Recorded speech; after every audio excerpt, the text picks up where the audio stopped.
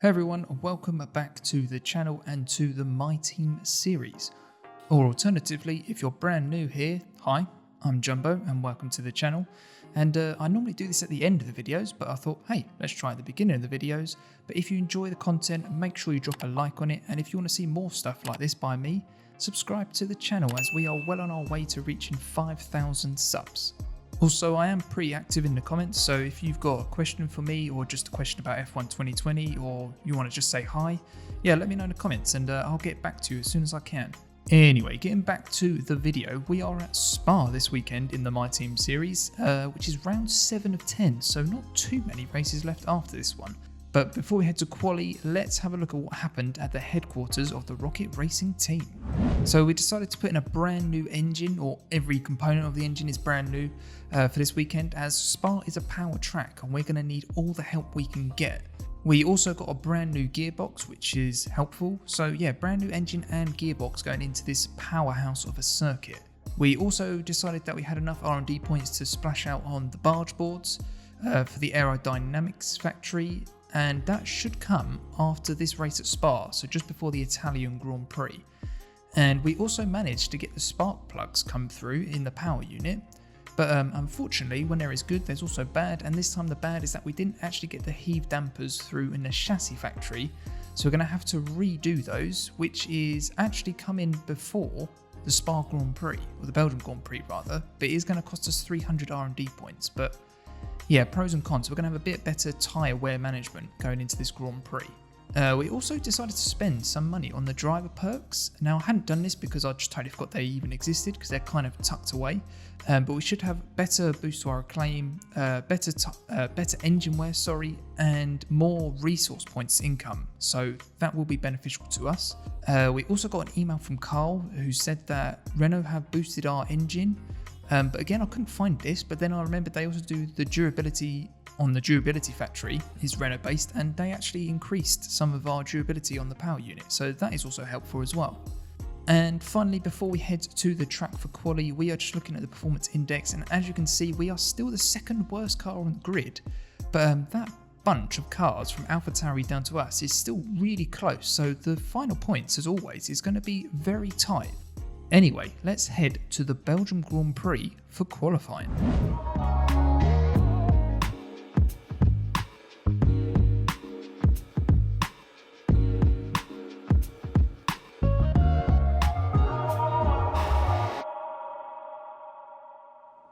Okay, so here we are in the garage at Spa, preparing to go out for qualifying, and yeah, you can't really waste too much time in the garage here as the lap is pretty long, so we actually decided to get out relatively early. As you can see, there's 13 minutes left as we're about to start our first flying lap, and yeah, with the lap being around 1 minute 40 odd, you can't really waste too much time in the garage, so yeah, that's why we've gone out earlier than we normally would.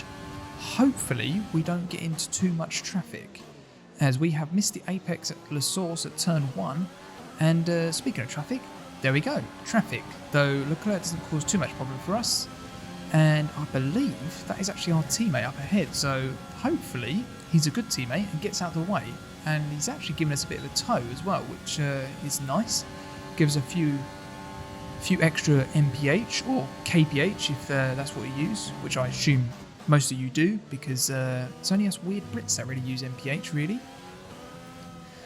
And into Sector 2. Now, this is where the lap is really made, in my opinion, because, yeah, Sector 1 and 3 is basically just flat out, whereas Sector 2 is much more technical, as we go way wide in turn 11 there, so we're definitely going to lose sun time there. And into the best corner name on the calendar of Pouon, and yeah, it's quite a tricky corner. Funny name, but tricky corner. Win this car anyway, you have to put it down to gear 7 and just hold on for dear life and hope that you don't run too wide or hit the inside curve, as you can lose it there.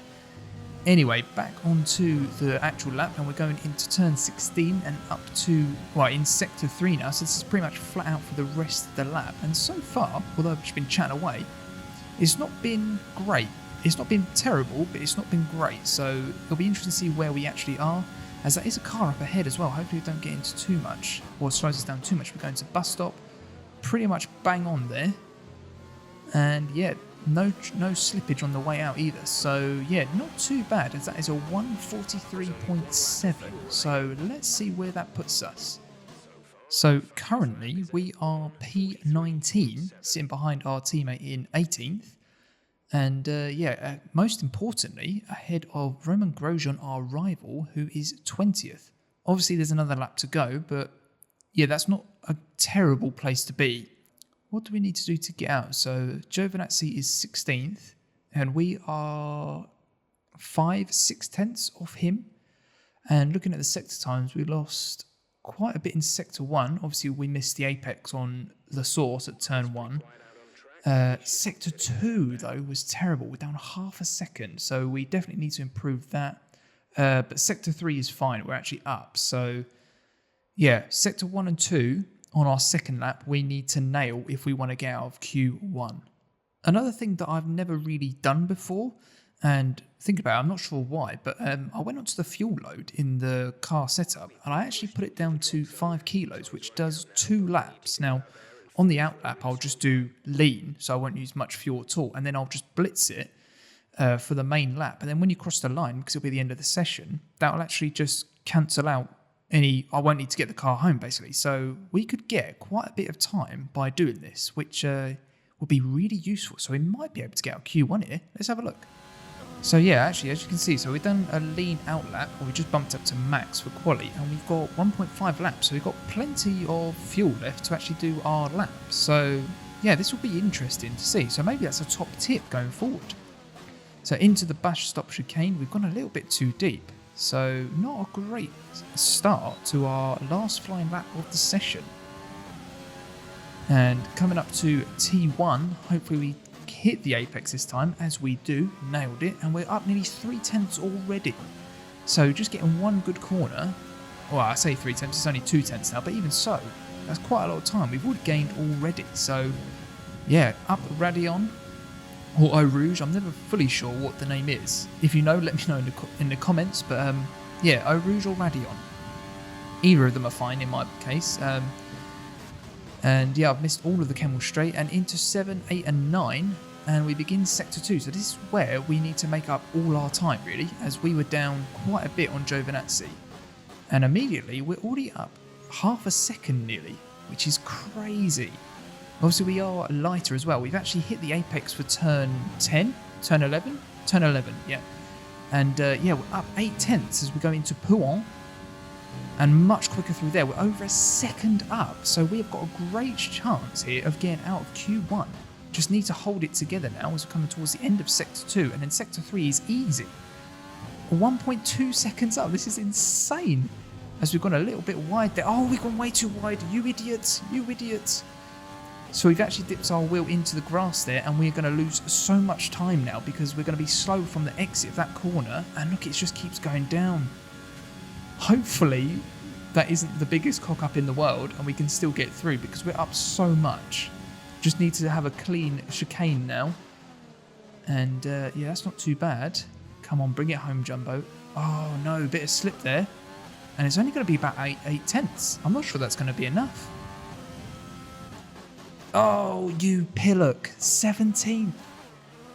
Oh, what a wally. Oh no. 15 milliseconds. Oh, that's really annoying. So we're out of qualifying because I made a mistake, which I haven't made before. Obviously, was way too confident, just carried way too much speed into turn 15, went wide, dipped a tyre onto the gravel/grass, and lost so much time. Lost 4 tenths. And that's cost us by 15 milliseconds from us getting out of Q1 and into Q2. Trying to look at the positives here, behind my tears. Knowing the car actually has some pace is a positive. So although we're going to start 17th, knowing there's pace in the car means that we might be able to do some actual decent overtaking and racing tomorrow for the, I was going to say the Spanish Grand Prix, but the Belgian Grand Prix at Spa. But yeah, rather disappointingly, that is the end of qualifying for us, and ultimately the end of this video. Obviously the race will be out at the same time tomorrow, so make sure you're subscribed for that. And yeah, I've been Jumbo, and I'll catch you tomorrow for the race.